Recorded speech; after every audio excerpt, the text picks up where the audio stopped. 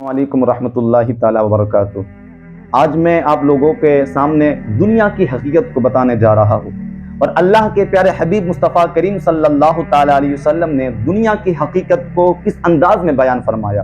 آج ہم جس دنیا کے پیچھے بھاگ رہے ہیں، آج ہم جس دنیا سے عشق کر رہے ہیں، آج ہم جس دنیا سے محبت کر رہے ہیں، اور جس دنیا کے لیے ہم اپنے ایمان کو تباہ کر رہے ہیں، جس دنیا کو حاصل کرنے کے لیے اپنے بھائی کو قتل کرنے پر آمدہ ہو رہے ہیں، اپنے بھائی سے دشمنی کرنے پر تیار ہو رہے ہیں، اس دنیا کی حقیقت کیا ہے؟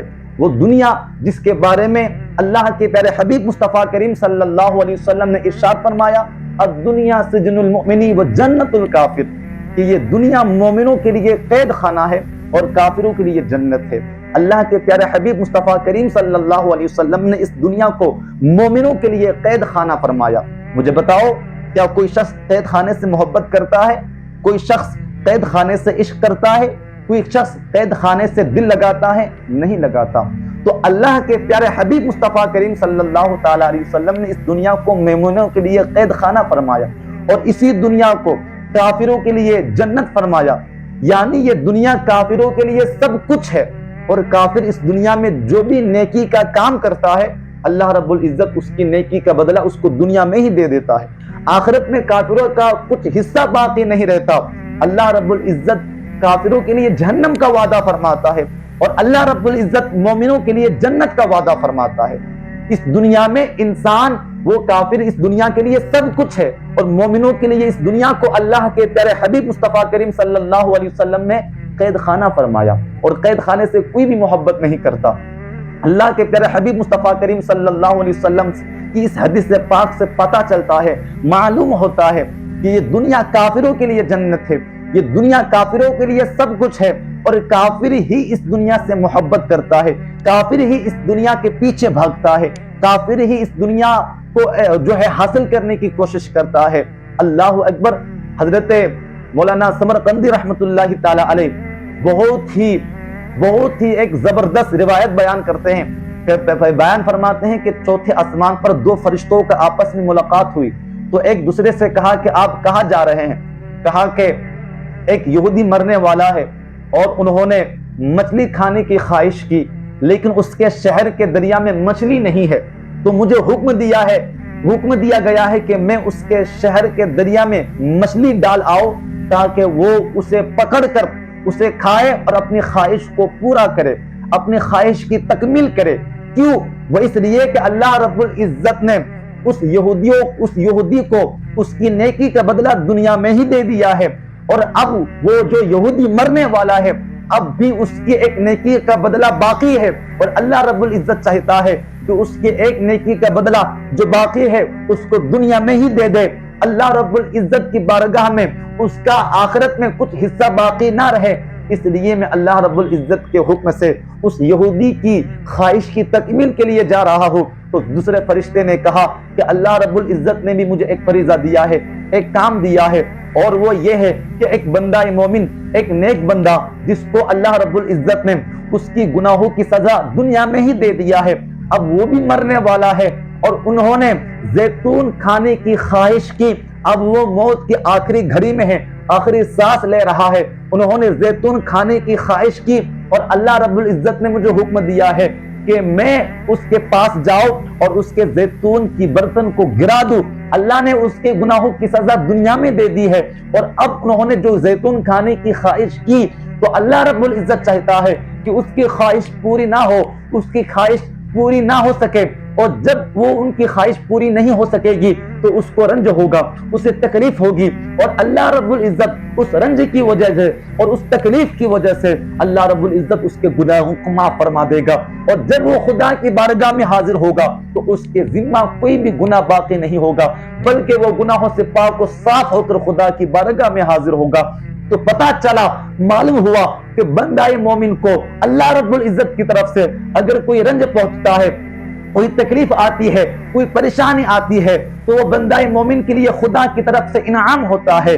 اللہ رب العزت چاہتا ہے کہ میں اس تکلیف کی وجہ سے اپنے بندے کی گناہوں کو معاف کر دوں، لیکن اگر کوئی شخص دنیا سے محبت کرتا ہے اور دنیا کی محبت میں خدا کو بھلا دیا ہے، دنیا کی محبت میں نمازوں کو چھوڑ چکا ہے، دنیا کی محبت میں بھائی سے دشمنی کر بیٹھا ہے، دنیا کی محبت میں اپنے ایمان کو تباہ کر دیا ہے، انسان دنیا کی محبت میں خدا سے غافل ہو چکا ہے، ذکر خدا سے دور ہو گیا ہے، لیکن اس کے باوجود بھی اگر وہ اپنے خواہش میں بڑھتا جا رہا ہے اور اس کے کاروبار میں وہ بے پناہ بڑھتے جا رہے ہیں، تو اس سے وہ شخص یہ نہ سمجھے کہ اللہ رب العزت مجھ پر بہت مہربان ہے۔ تو اللہ کی نافرمانی کرتے ہوئے بھی تیرے مال بڑھتا جا رہا ہے، تیری دولت بڑھتی جا رہی ہے، اس کا مطلب یہ ہے کہ اللہ رب العزت تجھ سے ناراض ہے۔ تو اللہ کی نافرمانی کرتے ہوئے بھی اللہ رب العزت تیری پکڑ نہیں کر رہا، وہ اس لیے کہ اللہ رب العزت چاہتا ہے کہ اللہ تجھے دنیا میں ہی دے دے، آخرت میں تیرا کچھ بھی حصہ نہ رہے۔ یہ دنیا تو دھوکے کا گھر ہے، اس دنیا میں جو کچھ بھی ہے وہ سب کے سب ایک دن فنا ہو جائے گی، وہ سب کے سب ایک دن ختم ہو جائے گی۔ ہمارا اصل گھر تو آخرت ہے۔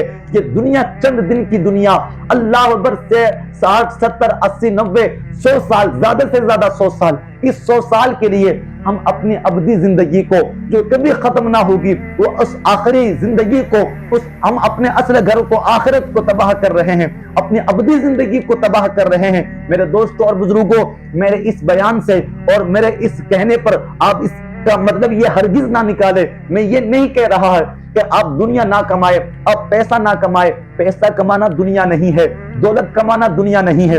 آپ کے پاس اللہ تعالیٰ نے، آپ کے پاس مال و دولت ہے، اللہ تعالیٰ نے آپ کو مال و دولت عطا فرمایا ہے، تو آپ اچھے سے اچھے مکان بنائے، آپ اچھے سے اچھے کپڑے پہنے، آپ اچھے سے اچھے غذا کھائے، اس میں کوئی حرج نہیں ہے۔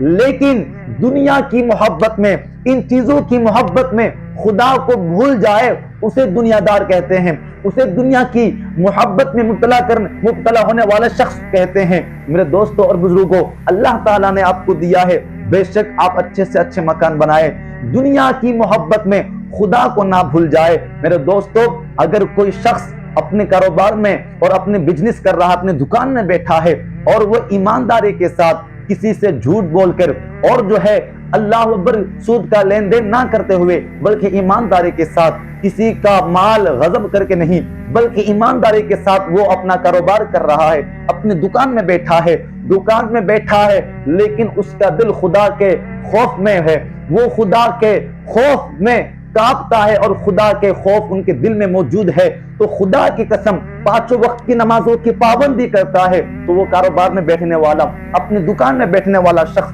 دیندار ہے، دنیا دار نہیں ہے، کیونکہ دکان میں بیٹھے ہوئے بھی اس کو خدا یاد ہے۔ اور اگر کوئی شخص نماز پڑھنے کے لیے مسجد میں آیا ہے، نماز کے لیے کھڑا ہوا ہے، لیکن اس کو خدا یاد نہیں رہا، بلکہ اپنے کاروبار کی طرف اس کی متوجہ ہے، تو وہ مسجد میں آنے والا شخص دیندار نہیں بلکہ دنیا دار ہے، کیونکہ مسجد میں آتے ہوئے بھی اسے خدا یاد نہ رہا، دنیا کی محبت اس کے دل میں موجود ہے، دنیا کے فکر میں وہ شخص مبتلا ہے۔ یہ دنیا ہے، اللہ اکبر۔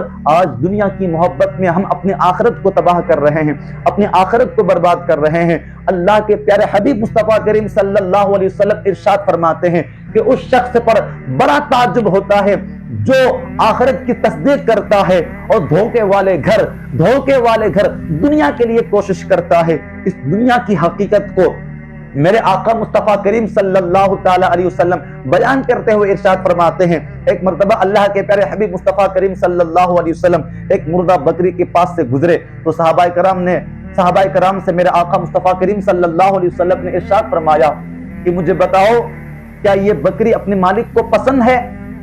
تو اللہ کے پیارے حبیب صلی اللہ تعالی علیہ وسلم کے فرمانے پر صحابہ کرام نے عرض کی، یا رسول اللہ صلی اللہ علیہ وسلم، اگر مالک کو یہ بکری پسند ہوتی تو مالک اس بکری کو یہاں کیوں پھینک دیتا؟ مالک کو یہ بکری پسند نہیں، اس لیے تو مالک نے اس بکری کو پھینک دیا۔ تو اللہ کے پیارے حبیب مصطفیٰ کریم صلی اللہ علیہ وسلم خدا کی قسم کھا کر فرماتے ہیں کہ اس ذات کی قسم جس کے قبضہ قدرت میں میری جان ہے، یہ دنیا اللہ رب العزت کے نزدیک اس مردہ بکری سے بھی زیادہ بے وقار ہے۔ اور اللہ کے پیارے حبیب مصطفیٰ کریم صلی اللہ علیہ وسلم نے ارشاد فرمایا، اگر یہ دنیا اللہ رب العزت کے نزدیک مچھر کے پر کے برابر بھی مقام رکھتی تو اللہ رب العزت دنیا کا کوئی بھی حصہ کافروں کو نہ دیتا، کافروں کو نہ دیتا۔ یہ دنیا اللہ رب العزت کے نزدیک اس قدر بے وقار ہے کہ اللہ رب العزت کے نزدیک اگر یہ دنیا مچھر کے پر کے برابر بھی مقام رکھتی تو یہ دنیا کافروں کو نہ دیتا، دنیا کا کوئی بھی حصہ کافروں کو عطا نہ فرماتا۔ اللہ اکبر، یہ دنیا ہے اور ہم اسی دنیا کے لیے اپنے ایمان کو تباہ کر رہے ہیں، اپنے بھائی کو قتل کرنے پر آمدہ ہو رہے ہیں۔ اللہ اکبر، اللہ کے پیارے حبیب مصطفیٰ کریم صلی اللہ علیہ وسلم نے ارشاد فرمایا حب الدنیا رأس کل خطیئہ، کہ دنیا کی محبت ہر برائی کی جڑ ہے۔ آج ہم گناہوں میں مبتلا ہے کہ نہیں؟ آج ہم جھوٹ بول رہے ہیں، سود کا لین دین کر رہے ہیں، اور نہ جانے کیسے کیسے گناہوں میں ہم مبتلا ہے۔ رات بھی گناہوں میں گزر رہی ہے، دن بھی گناہوں میں گزر رہا ہے۔ ہم اس گناہ سے کیسے چھٹکارا حاصل کرے؟ اس گناہ سے ہم کیسے چھٹکارا حاصل کرے؟ میرے دوست اور بزرگوں، ان تمام گناہوں میں جو ہم مبتلا ہے، اس کی وجہ صرف یہی ہے کہ ہمارے دل میں دنیا کی محبت ہے۔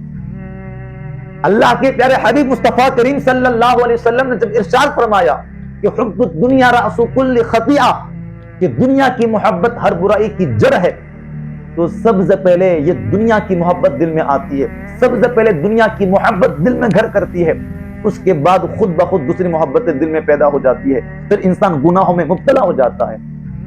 تو اگر آپ گناہوں سے بچنا چاہتے ہیں، گناہوں سے چھٹکارا حاصل کرنا چاہتے ہیں، تو دنیا کی محبت دل سے نکالنی ہوگی، دنیا کی محبت دل سے نکالنی ہوگی۔ خدا کی قسم، پھر آپ دیکھیں گے کہ آپ پھر کس طریقے سے آپ کو اپنی زندگی میں سکون حاصل ہوگی۔ میرے دوستوں اور بزرگوں، دنیا کو زیادہ حاصل نہ کرنے کی کوشش کرے، دنیا کو بقدر ضرورت کمائے، ضرورت سے زیادہ نہیں۔ میں یہ نہیں کہہ رہا ہوں کہ آپ دنیا نہ کمائے۔ کون وہ شخص ہے جو دنیا سے مال و دولت لے کر جاتا ہے؟ جو بھی شخص اس دنیا سے جاتا ہے خالی ہاتھ جاتا ہے، بڑے بڑے آئے مر گئے، کچھ بھی نہیں لے کر گیا۔ اگر انسان کے ساتھ کوئی چیز جاتی ہے تو اس کے نیک اعمال ہے۔ اللہ کے پیارے حبیب مصطفیٰ کریم صلی اللہ علیہ وسلم نے ارشاد فرمایا، انسان کہتا ہے میرا مال میرا مال، لیکن ان کے مالوں میں سے انہوں نے جو کھایا وہ ختم ہو گیا، جو پہنا وہ پرانا ہو گیا، باقی وہی رہا جو اللہ کے راہ میں خرچ کیا۔ میرے دوستوں اور بزرگوں، ہم تو مومن ہیں نا، ہم تو آخرت کے دن پر ایمان رکھنے والے ہیں نا۔ ہمیں پتا ہے کہ یہ دنیا دھوکہ ہے اور ہمارا اصل گھر آخرت ہے۔ یہ دنیا فنا ہو جائے گی، ختم ہو جائے گی، اور یہ دنیا جو ہے صرف 60 سال 70 سال 80 90 سال کی ہے، پھر اس کے بعد ہم مر جائیں گے۔ وہ ابدی زندگی شروع ہو جائے گی جو کبھی ختم نہیں ہوگی۔ اچھے اعمال کر کے جاؤ گے تو تمہاری آخرت سنور جائے گی، اور اچھے اعمال کر کے نہیں جاؤ گے، دنیا کی محبت لیے ہو جاؤ گے، دنیا کے حرص میں، دنیا کی محبت میں مبتلا ہوتے ہوئے اس دنیا سے جاؤ گے تو تمہاری آخرت تباہ و برباد ہو جائے گی۔ اللہ کے پیارے حبیب مصطفیٰ کریم صلی اللہ علیہ وسلم نے کیا ارشاد فرمایا کہ مومنوں کے لیے آخرت کی پہلی منزل قبر جو ہے وہ جنت کے باغوں میں سے ایک باغ ہے، اور اسی قبر کو کافروں کے لیے، گناہگاروں کے لیے ارشاد فرمایا کہ یہی قبر کافروں کے لیے، گناہگاروں کے لیے جہنم کے گڈھوں میں سے ایک گڈھا ہے۔ اللہ اکبر۔ میرے دوستو، آج سے جو تقریباً 500 سال پہلے گزر چکے ہیں، مجھے بتائے وہ انہوں نے دنیا میں کتنے برس گزارے، کتنے سال زندہ رہے؟ زیادہ سے زیادہ 50 سال، 60 70 سال، زیادہ سے زیادہ 100 سال۔ لیکن اگر وہ اچھے اعمال کرتے گیا، اچھے اعمال کر کے گیا ہوگا اس دنیا سے، تو اس کی قبر جنت کے باغوں میں سے ایک باغ بن گئی ہوگی، اور اگر وہ برے اعمال کر کے گیا ہوگا تو اس کی قبر جہنم کے گڈھوں میں سے ایک گڈھا بن گئی ہوگی، اور 500 سال سے تقریباً اس کے قبر میں عذاب ہو رہی ہوگی، ہے کہ نہیں؟ آپ مجھے خود بتائیے، یہ بات حق ہے کہ نہیں؟ آپ اس بات کو مانتے ہیں کہ نہیں؟ اگر ہم مومن ہیں اور ہم آخرت کے دن پر ایمان رکھتے ہیں تو ہم اس بات کو تسلیم کرتے ہیں۔ جس زندگی کے لیے انہوں نے مال کمایا، جس زندگی کے لیے انہوں نے اپنے ایمان کو تباہ کیا، 100 سال کے بعد وہ زندگی اس کو چھوڑ دی، وہ زندگی، وہ دنیا اس کو چھوڑ دی، اور پھر جس دنیا میں اسے ہمیشہ رہنا ہے وہ اس زندگی کو دنیا کے لیے تباہ و برباد کر دیا۔ اور جو اچھے اعمال کر کے اس دنیا سے گیا ہوگا تو اس کی قبر جنت کے باغوں میں سے ایک باغ بن گئی ہوگی، یعنی اس کی قبر ایسی باغ بن گئی ہوگی کہ جب اس کی آنکھ کھلے گی تو پہلے چہرہ وہ دعا کی زیارت نصیب ہوگی۔ وہ قبر جب وہاں جائیں گے اچھے اعمال کر کے اور دل میں اللہ اس کے رسول کی محبت لیے ہوئے دنیا سے جائیں گے. یہ دنیا ذات کے اعتبار سے بری نہیں ہے. اللہ اکبر. اگر آپ اس دنیا میں رہ کر ہر لمحہ ہر سانس ذکر الہی میں گزاریں گے, اللہ اس کے رسول کی محبت میں گزاریں گے, تو خدا کی قسم دنیا میں آنا, دنیا میں رہنا, دنیا میں سونا, جاگنا, چلنا, پھرنا سب جنت کی سامان بن جائے گی. اور جب آپ کی آنکھ بند ہوگی اور قبر میں سب سے پہلے آپ کی آنکھ کھلے گی, تو خدا کی قسم سامنے چہرہ ہے وہ دعا کی زیارت نصیب ہو جائے گی. اللہ اکبر. اس سے بڑی خوش نصیبی اور سعادت کی بات ہمارے لیے کیا ہو سکتی ہے کہ پہلی آنکھ کھلے گی تو چہرہ وہ دعا کی زیارت نصیب ہوگی. اللہ اکبر. اس سے بڑی بات. لیکن ہم دنیا کی محبت میں مبتلا ہو گئے ہیں, دنیا کی محبت میں ایمان کو تباہ کر رہے ہیں. آج تو الیکشن کے موقع پر آپ دیکھیں کہ اللہ بھائی آپس میں لڑ رہے ہیں. انہوں نے اس کو ووٹ نہیں دیا تو وہ اس کے دشمن ہو گیا, وہ اس کو ووٹ نہیں دیا تو وہ اس کے دشمن ہو گیا. کیوں ایسے کیوں کر رہے ہیں؟ کہ دنیا کے لیے نا, آپ کو ووٹ نہیں دیا, ان کو ووٹ دیا, تو اس سے آپ کی کیا کمی ہوئی, اس سے آپ کا کیا نقصان ہوا؟ صرف مال و دولت میں تو نقصان ہوا نا, کہیں آپ کا ایمان تو تباہ تو نہیں ہوا نا. ایمان تو باقی ہے نا. جو ہماری سب سے بہترین اور سب سے اصل چیز ایمان ہے وہ تو باقی ہے نا, وہ تو تباہ و برباد نہیں ہوا نا. تو دنیا کے لیے ہم ایک دوسرے سے دشمنی کیوں کر رہے ہیں؟ اللہ کے پیارے حبیب مصطفیٰ کریم صلی اللہ علیہ وسلم کی حدیث پاک کو یاد رکھے. میرے آقا ارشاد فرماتے ہیں کہ دنیا اس کا گھر ہے جس کا آخرت میں کوئی گھر نہیں, اس کا مال ہے جس کا کوئی دوسرا مال نہیں, اور اس دنیا کو وہی جمع کرتا ہے جس کے پاس عقل نہیں. اللہ کے پیارے حبیب مصطفیٰ کریم صلی اللہ علیہ وسلم نے دنیا کو جمع کرنے والے کو بیوقوف کہا ہے, اور فرمایا کہ اس دنیا کے لیے وہی شخص دشمنی کرتا ہے جس کے پاس علم نہیں. میرے آقا مصطفیٰ کریم صلی اللہ علیہ وسلم نے دنیا سے دشمنی کرنے والے کو میرے آقا کریم صلی اللہ علیہ وسلم نے جاہل کہا ہے. آج دنیا کے لیے دشمنی کر رہے کہ نہیں؟ وہ اس نے اس کو ووٹ دیا, مجھے نہیں دیا, تو اس سے آپ کا صرف مال و دولت میں ہی نقصان ہوا نا. تو مال و دولت کے لیے آپ بھائی کے دشمن ہو گئے؟ نہیں میرے دوستوں اور بزرگوں, یہ بہت ہی زیادہ نادانی ہے, بہت ہی بڑی بیوقوفی ہے. ہمیں اس بات کو سمجھنا ہے. اللہ کے پیارے حبیب مصطفیٰ کریم صلی اللہ علیہ وسلم نے ارشاد فرمایا کہ اس دنیا کے لیے وہی شخص حسد کرتا ہے جس کے پاس سمجھ نہیں, اس دنیا کو حاصل کرنے کے لیے وہی کوشش کرتا ہے جس کے پاس یقین نہیں. اللہ اکبر. ہمیں اس دنیا کی حقیقت کو سمجھنا ہے. اللہ کے پیارے حبیب مصطفیٰ کریم صلی اللہ علیہ وسلم نے ارشاد فرمایا کہ جس شخص کا سب سے بڑا مقصد حصول دنیا ہو کہ اس شخص کا اللہ رب العزت سے کوئی تعلق نہیں, اور اللہ رب العزت اس کے دل پر 4 چیزوں کو مسلط کر دیتا ہے. نمبر 1, ایسا غم جو کبھی ختم نہیں ہوگا. نمبر 2, ایسا اللہ رب العزت اس کو مشغول کر دیتا ہے کبھی پھر وہ شخص اس سے چھٹکارا حاصل نہیں کر پاتا. نمبر 3, ایسی محتاج جو کبھی ختم نہیں ہوگی. اور نمبر 4, ایسی امید جو کبھی پوری نہیں ہوگی. آج ہم حصول دنیا کے لیے جھوٹ بولنے پر راضی ہے, ہم حصول دنیا کے لیے اپنے ایمان کو بچنے پر تیار ہے, ایمان کو بیچ کر دنیا حاصل کر رہے ہیں, سود کا لین دین کر کے نماز پنجگانہ کو چھوڑ کر دنیا کو حاصل کر رہے ہیں. تو میرے دوستوں بزرگوں, اگر آپ بھی ایسا کر رہے ہیں تو پھر یاد رکھیں آپ کا اللہ رب العزت سے کوئی تعلق نہیں. اللہ کے پیارے حبیب مصطفیٰ کریم صلی اللہ علیہ وسلم نے ارشاد فرمایا کہ دنیا ملعون ہے اور جو چیزیں اس میں ہے وہ سب کے سب ملعون ہے. اس دنیا کے لیے اپنے ایمان کو تباہ اور برباد کر رہے ہیں, اپنے اصل اگر آخرت کو تباہ کر رہے ہیں جس میں ہمیں ہمیشہ کے لیے رہنا ہے. میرے دوستوں بزرگوں کو یاد رکھیں, ہر وہ چیز جس میں انسان لگ کر مشغول ہو کر اپنے خالق کو مالک کو بھول جائے وہ دنیا, جیسے مال و دولت, زن و زر, اولاد, کھیل کود, تماشے اور جو ہے فخر, غرور, یہ سب چیزیں ایسی ہے کہ انسان اس میں مشغول ہو کر اپنے خالق کو مالک کو بھلا دیتا ہے. اللہ رب العزت قرآن پاک میں ارشاد فرماتا ہے, اعلموا انما الحیات الدنیا لعب ولہو وزینۃ وتفاخر بینکم وتکاثر فی الاموال والاولاد, کہ جان لو دنیا کی زندگی تو نہیں مگر کھیل کود, آرائش, فخر اور آپس میں برائی مارنا, مال اور اولاد میں ایک دوسرے پر زیادتی چاہنا, یہ دنیا ہے.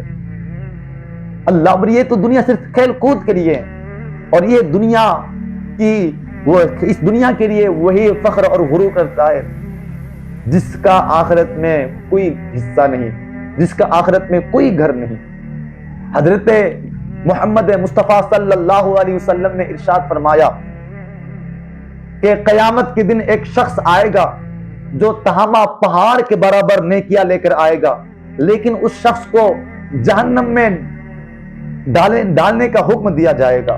فرشتوں کو حکم دیا جائے گا کہ اس شخص کو جہنم میں ڈال آؤ۔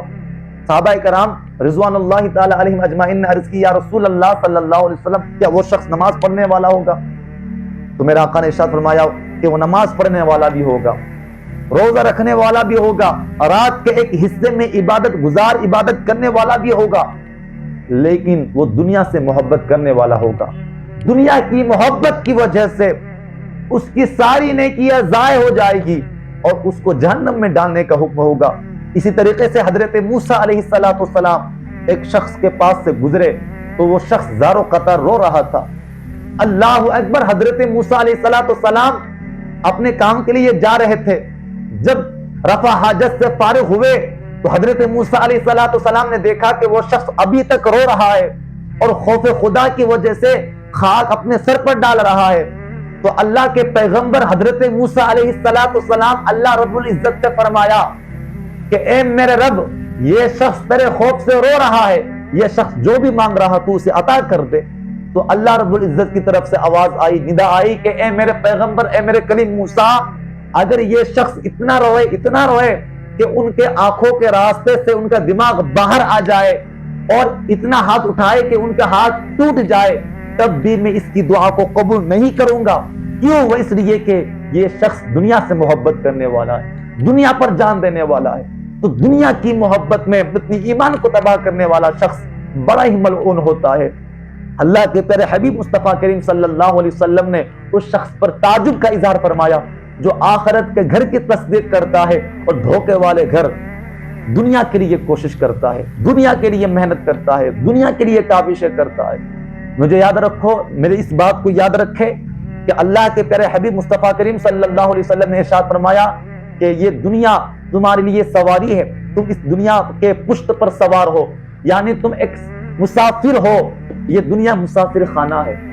میرے دوستو، اب مجھے بتائیے کہ اگر کوئی شخص بس اسٹینڈ کے پاس کھڑا ہو تو کیا وہ شخص وہاں پر زمین جائیداد خریدتا ہے؟ کیا وہاں پر وہ مکان بناتا ہے، گھر بناتا ہے؟ نہیں بناتا۔ کیوں؟ اس لیے کہ وہ شخص مسافر ہے، وہ شخص صرف اتنا ہی کرتا ہے جس میں اس کو ضرورت ہوتی ہے، بیٹھنا ہے تو وہ بیٹھنے کا انتظام کرتا ہے، اس سے زیادہ نہیں کرتا۔ کیوں؟ اس لیے کہ اس کو پتا ہے کہ بس آئے گی، ہمیں چلے جانا ہے۔ اسی طریقے سے ریلوے اسٹیشن پر مسافر خانہ بنایا جاتا ہے، مسافر خانے کے لیے ایک کمرہ تیار کیا جاتا ہے ریلوے اسٹیشن پر، تو وہاں انسان رات گزارتا بھی ہے نا، تو ایک کمبل اس کے پاس ہوتا ہے اور ایک فرش ہوتا ہے، اور جیسے ہی ٹرن آتی ہے وہ اس میں بیٹھتا ہے اور چلے جاتا ہے۔ اور اس کے علاوہ وہ شخص وہاں پر نہ گھر بناتا ہے، نہ زمین خریدتا ہے، کچھ بھی نہیں۔ کیوں؟ وہ اس لیے کہ اس شخص کو پتا ہے کہ ٹرین آئے گی، ہمیں بیٹھنا ہے، ہمیں چلے جانا ہے، ہم تو مسافر ہیں۔ میرے دوستوں اور بزرگوں، اللہ کے پیارے حبیب مصطفیٰ کریم صلی اللہ علیہ وسلم نے یہی بات ہمیں سمجھائی ہے کہ ہم بھی ایک مسافر ہے، ہمیں بھی اپنا اصل گھر آخرت میں جانا ہے، اور ہم اس دنیا میں صرف اتنا ہی کمائیں جتنی ہمیں ضرورت ہے، بقدر ضرورت سے زیادہ نہیں۔ اور اللہ رب العزت نے آپ کو زیادہ دیا ہے، اللہ رب العزت آپ پر مہربان ہے، اللہ رب العزت نے آپ کو اچھے مال و دولت سے نوازا ہے، تو آپ اچھے سے اچھے مکان بنائے، آپ کپڑے اچھے لے، اچھے کپڑے پہنے، اچھے غذا کھائے، لیکن ان مال و دولت کی وجہ سے آپ خدا کو نہ بھول جائے۔ میرے دوستو، ہم نے اکثر دیکھا ہے، ہم نے کیا بلکہ اللہ کے پیارے حبیب مصطفیٰ کریم صلی اللہ علیہ وسلم کی حدیث پاک ہے کہ انسان کثرت مال کی وجہ سے خدا کو بھول جاتا ہے، اپنے ایمان کو تباہ و برباد کر دیتا ہے۔ یہ کثرت مال انسان کو تباہ و برباد کر کے رکھ دیتا ہے۔ میرے دوستو اور بزرگوں، مال کمانا، دولت کمانا، اللہ اس کے رسول کو یاد کرتے ہوئے، یہ تو عبادت ہے، یہ تو عبادت ہے۔ بلکہ اللہ کے پیارے حبیب مصطفیٰ کریم صلی اللہ علیہ وسلم نے ارشاد فرمایا کہ سچے تاجر کل قیامت کے دن انبیاء اور صدیقین کے ساتھ جنت میں داخل ہوگا۔ بلکہ میرے آقا مصطفیٰ کریم صلی اللہ علیہ وسلم نے ارشاد فرمایا کہ جو اپنے اولاد کے لیے اور اپنے ماں باپ کی حقوق کو ادا کرنے کے لیے، حاجت مندوں کی حاجت کو پوری کرنے کے لیے وہ تجارت کرتا ہے، تو کل قیامت کے دن اس کا چہرہ 14ویں کی چاند کی طرح چمکدار ہوگا۔ یہ تو پیسہ کمانا یہ دنیا دار نہیں ہے میرے دوستو، بلکہ دنیا یہ ہے کہ انسان دنیا کی محبت میں خدا کو بھول جائے۔ اللہ رب العزت نے زیادہ دیا ہے، زیادہ انسان محبت دنیا سے کرتا ہے نا تو اس کے پاس جتنا بھی مال و دولت آ جائے وہ مطمئن نہیں ہوتا۔ اللہ کے پیارے حبیب مصطفیٰ کریم صلی اللہ علیہ وسلم نے ارشاد فرمایا کہ ابن آدم کو اگر سونے کا پہاڑ دے دیا جائے تو وہ اس سے خوش نہیں ہوگا، وہ اس سے مطمئن نہیں ہوگا، بلکہ وہ دوسرے سونے کی پہاڑ کی خواہش کرے گا۔ یعنی آپ فرض جان لیں کہ کسی کا شخص کو سونے کا پہاڑ مل جائے تو ہونا تو یہ چاہیے تھا کہ وہ شخص اس پر خدا کا شکر ادا کرتے اور مطمئن ہو کر خدا کے یاد میں ذکر الہی میں مشغول ہو جاتے، نہیں، بلکہ وہ دوسرے سونے کی پہاڑ کی خواہش کرے گا، دوسرا مل جائے تیسرے کی خواہش کرے گا۔ یعنی جب انسان کے دل میں دنیا کی محبت پیدا ہو جاتی ہے تو وہ جتنا بھی دنیا کمائے وہ مطمئن نہیں ہوتا، بلکہ ان کی آرزویں بڑھتی جاتی ہے، ایک آرزو پوری ہوتی ہے دوسری شروع ہو جاتی ہے، دوسری جو ہے پوری ہوتی ہے تیسری شروع ہو جاتی ہے۔ اس لیے تو غالب نے کہا تھا کہ ہزاروں خواہش ایسی کہ ہر خواہش پہ دم نکلے، بہت نکلے میرا انما لیکن پھر بھی کم نکلے۔ تو میرے دوستوں اور بزرگوں، تو دنیا کی محبت سے بچے، دنیا کی محبت ہمیں تباہ و برباد کر کے رکھ دے گی۔ اللہ کے پیارے حبیب مصطفیٰ کریم صلی اللہ علیہ وسلم نے ارشاد فرمایا کہ اللہ رب العزت کے مخلوق میں دنیا سے بڑھ کر کوئی بھی چیز قابل نفرت نہیں ہے، اور جب سے اللہ رب العزت نے اس دنیا کو پیدا فرمایا کبھی بھی اس دنیا کی طرف نظر رحمت سے نہیں دیکھا۔ اور حضرت عیسیٰ علیہ السلام کا فرمان ہے کہ جس طریقے سے ایک برتن میں آگ اور پانی جمع نہیں ہو سکتی، اسی طریقے سے ایک دل میں آخرت اور دنیا کی محبت جمع نہیں ہو سکتی۔ دنیا کو چھوڑے بغیر آخرت کی بھلائی ناممکن ہے۔ اللہ رب العزت نے زیادہ دیا ہے تو اس سے آپ اللہ رب العزت کی بارگاہ میں قرب حاصل، اللہ رب العزت کی بارگاہ میں اپنے مقام بلند کر سکتے ہیں، خدا کا قرب حاصل کر سکتے ہیں، زکوٰۃ دے کر، صدقہ و خیرات کر کے، اور اسی طریقے سے حج کر کے آپ اپنے رتبے کو، اپنے درجات کو خدا کے یہاں بلند کر سکتے ہیں۔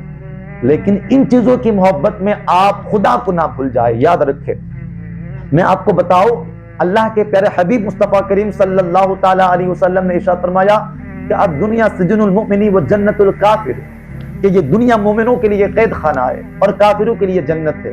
میں نے اس کی تشریح بتائی، لیکن ایک دوسری تشریح یہ ہے کہ یہ دنیا مومنوں کے لیے قید خانہ اس لیے ہے کہ اس دنیا میں انسان طرح طرح کے احکام کا پابند ہے۔ انسان اس دنیا میں اپنے خواہش کے مطابق زندگی نہیں گزار سکتا۔ اگر کوئی شخص اپنے خواہش کے مطابق زندگی گزارتا ہے تو پھر وہ اللہ رب العزت کی نافرمانی میں مبتلا ہو جائے گا۔ انسان کی خواہش ایسی ہے کہ انسان ایک لمحے کی خواہش نفسانی انسان کو بڑی پریشانی میں مبتلا کر دیتی ہے۔ تو انسان کی خواہش ایسی ہے جو اللہ رب العزت کی نافرمانی میں مبتلا کر دیتی ہے انسان کو۔ تو میرے دوستو، انسان اس دنیا میں طرح طرح کے احکام کا پابند ہے، نماز پڑھنا ہے، جھوٹ سے بچنا ہے۔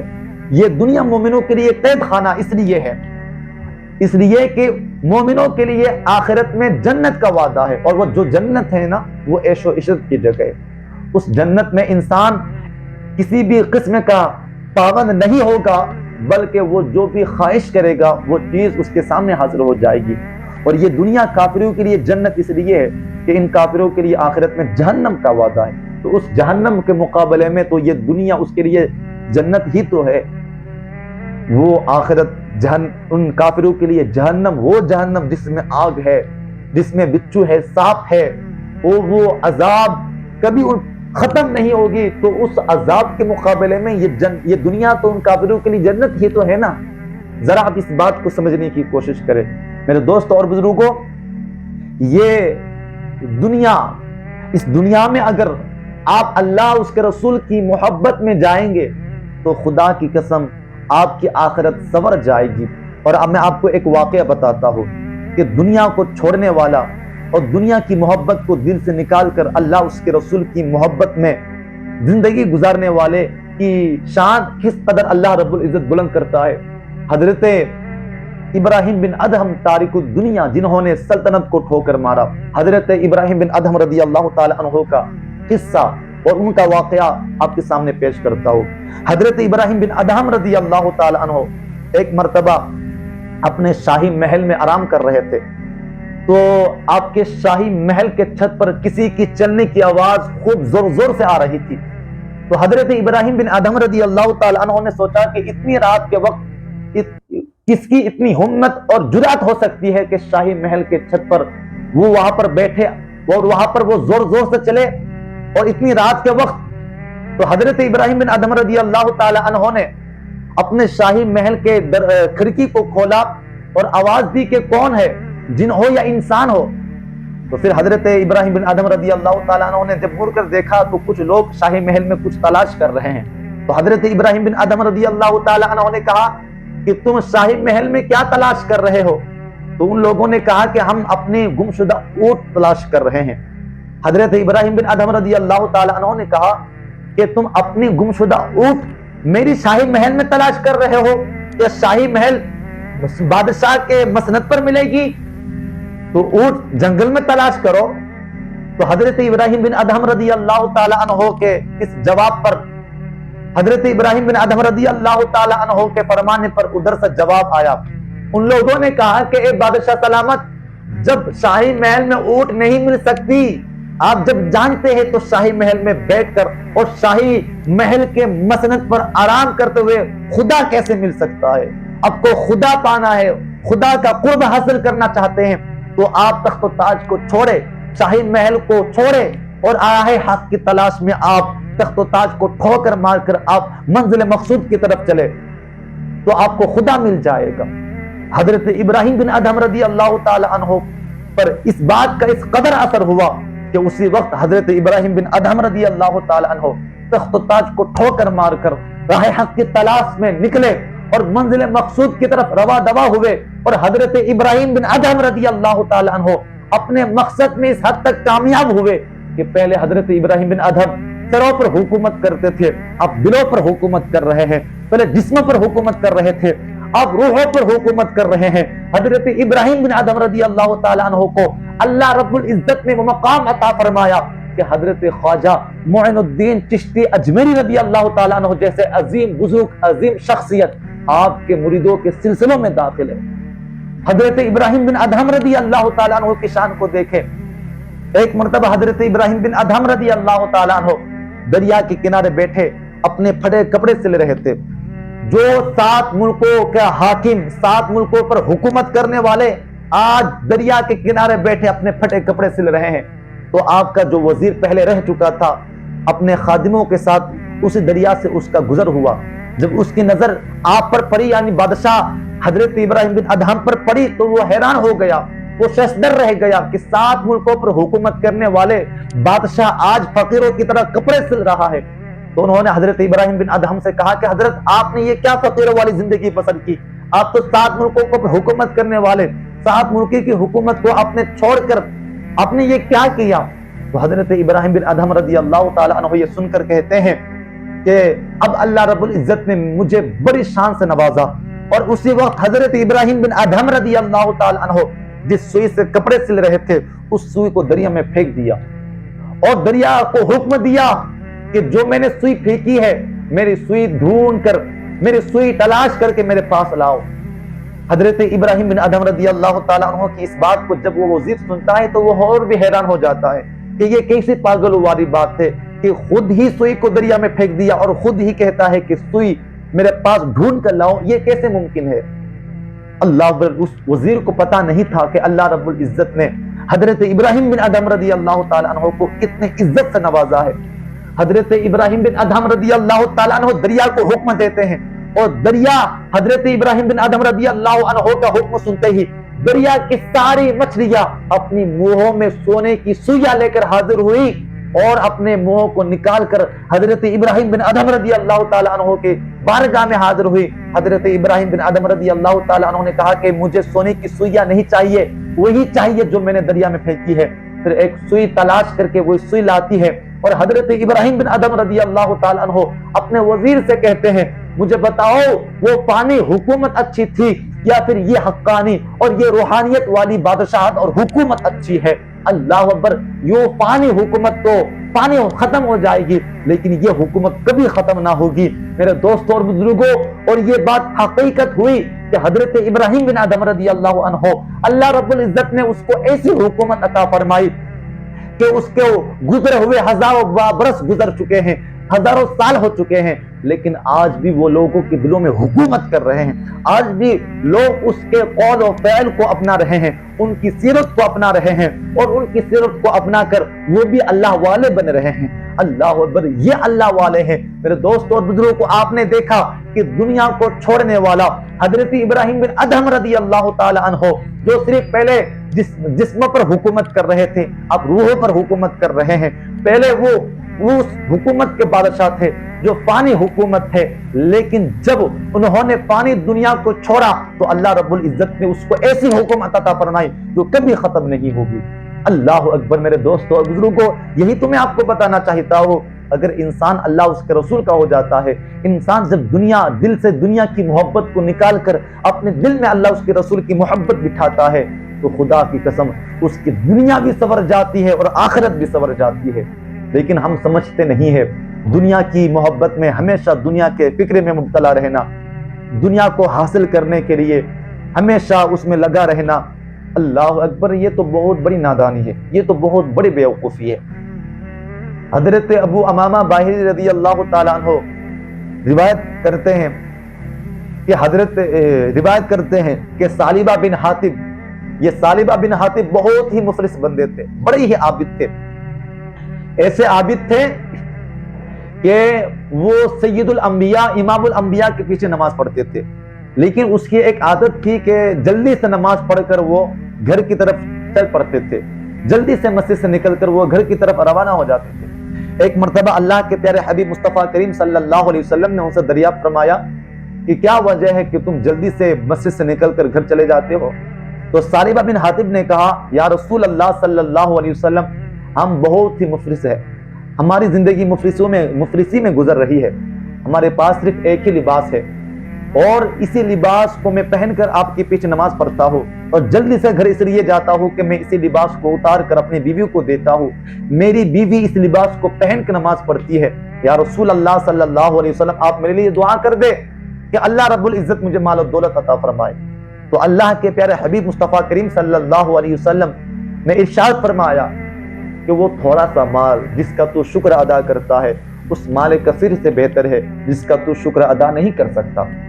وہ غیب نبی صلی اللہ علیہ وسلم جب سب کچھ جانتے تھے، پہلے سے ہی آگاہی دے رہے ہیں، پہلے سے ہی حضرت ثعلبہ بن حاطب کو آگاہ کر رہے ہیں، نہیں جتنا اللہ تعالیٰ نے دیا ہے اسی پر شکر ادا کرو، اس مال کثیر سے بہتر ہے جس کا تو شکر ادا نہیں کر سکتا۔ تو حضرت ثعلبہ بن حاطب انہوں نے کہا، یا رسول اللہ صلی اللہ علیہ وسلم، آپ میرے لیے دعا فرما دیں۔ میرے آقا مصطفیٰ کریم صلی اللہ علیہ وسلم نے بار بار منع کیا اور فرمایا، کیا تو اس بات پر خوش نہیں ہے، تو اس بات پر راضی نہیں ہے کہ تیری زندگی میری زندگی جیسی ہو؟ تو ثعلبہ بن حاطب نے کہا، یا رسول اللہ، اگر آپ میرے لیے دعا فرما دے اور اللہ رب العزت مجھے مال و دولت دے تو میں اس سے حق والوں کا حق ادا کروں گا، اس سے میں حاجت مندوں کی حاجت کو پوری کروں گا، زکوٰۃ دوں گا، صدقہ و خیرات ادا کروں گا۔ تو اللہ کے پیارے حبیب مصطفیٰ کریم صلی اللہ علیہ وسلم نے ثعلبہ بن حاطب کے لیے دعا فرمائی، اور اس کی بکریاں اتنی بڑی اور وہ اپنی مال و دولت میں اتنے کامیاب ہوئے، مطلب اتنی بکریاں اتنی بڑی ان کے پاس، اتنے بڑے، اللہ اکبر، کہ اس کا مدینہ منورہ میں رہنا دشوار ہو گیا، بلکہ مدینہ منورہ کے باہر ایک وادی میں رہنے لگا۔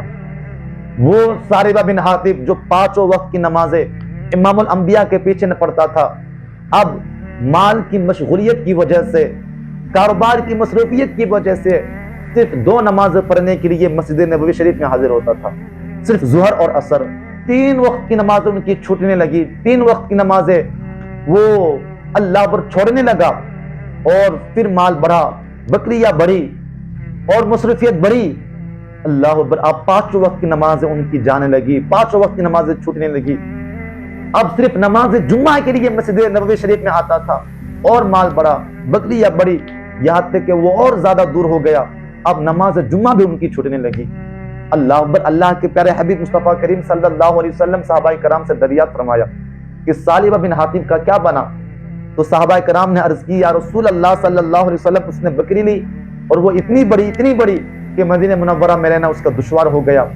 پہلے تو وہ 2 وقت کی نماز پڑھتا تھا، پھر اس کے بعد وہ بھی ختم، صرف وہ نماز جمعہ کے لیے آتا تھا، اب نماز جمعہ کے لیے بھی نہیں آتا ہے.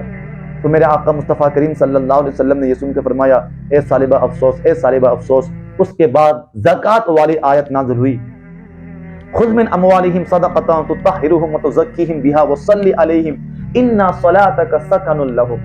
اللہ کے پیارے حبیب صلی اللہ علیہ وسلم پر یہ آیت نازل ہوئی، یعنی کہ آپ مسلمانوں سے ان کے مالوں میں سے آپ زکوٰۃ لے، صدقات لے اور ان کے ظاہر اور باطن کو پاک کیجئے اور آپ ان کے صدقات اور ان کے لیے دعا فرمائیے، بے شک آپ کی دعا ان کے لیے تسکین ہے. جب یہ زکوٰۃ والی آیت نازل ہوئی تو اللہ کے پیارے حبیب مصطفیٰ کریم صلی اللہ تعالی علیہ وسلم قبیلہ بنو سلیم اور قبیلہ جوہینہ کے لوگوں کو صدقات کی اصولیابی پر، زکوٰۃ کی اصولیابی پر مقرر فرمایا اور جو ہے زکوٰۃ کے احکامات اور زکوٰۃ کی اجازت نامہ لکھوا کر رسول اللہ صلی اللہ علیہ وسلم نے ان حضرات کو روانہ فرمایا. اور میرے آقا مصطفیٰ کریم صلی اللہ علیہ وسلم نے فرمایا کہ ثعلبہ بن حاطب سے اور فلاں شخص سے ان دونوں سے بھی جو ہے زکوٰۃ اصول کر لینا. یہ حضرات جاتے ہیں وہ مسلمانوں سے زکوٰۃ اصول کرتے ہیں. جب ثعلبہ کے پاس پہنچتے ہیں تو جب اس کو رسول اللہ صلی اللہ علیہ وسلم کا فرمان پڑھ کر سناتے ہیں تو ثعلبہ بن حاطب یہ سن کر کہتا ہے یہ تو ٹیکس ہے، یہ تو ٹیکس کی شکل میں ہی ہے. ثعلبہ بن حاطب کہتا ہے کہ آپ حضرات جائیے، تھوڑی دیر کے بعد جب ان لوگوں سے آپ زکوٰۃ وصول کر لیں اس کے بعد پھر میرے پاس آنا.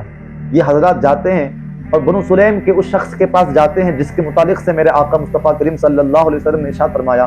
جب یہ حضرات اس شخص کے پاس جاتے ہیں، وہ بھی شخص بڑا مالدار تھا، تو وہ جب اللہ کے پیارے حبیب مصطفیٰ کریم صلی اللہ علیہ وسلم کا فرمان سنتے ہیں تو اپنے اونٹوں کے پاس جاتے ہیں اور اپنے اعلیٰ قسم کے اونٹوں کو اللہ کے راہ کے لیے، اللہ کے راستے کے لیے علیحدہ کرتے ہیں اور اس کو لے کر ان حضرات کے پاس لے کر آتے ہیں جن کو میرے آقا مصطفیٰ کریم صلی اللہ علیہ وسلم نے زکوٰۃ کی اصولیابی پر مقرر فرمایا تھا. تو جب وہ اپنے اعلیٰ قسم کے اونٹوں کو لے کر آتے ہیں تو یہ حضرات دیکھ کر حیران ہو جاتے ہیں اور کہتے ہیں کہ حضرت آپ کو اس قدر اعلیٰ قسم کے اونٹیں دینے کی ضرورت نہیں ہے، بلکہ آپ جو بھی دیں گے وہ اللہ رب العزت کی بارگاہ میں قبول ہوگی. تو وہ شخص انہوں نے کہا کہ میرا دل اسی سے خوش ہوتا ہے، میں چاہتا ہوں کہ میں اللہ کے راہ میں اعلیٰ قسم کی چیزیں پیش کروں، تم لے کر جاؤ، میرا دل اسی سے خوش ہوتا ہے.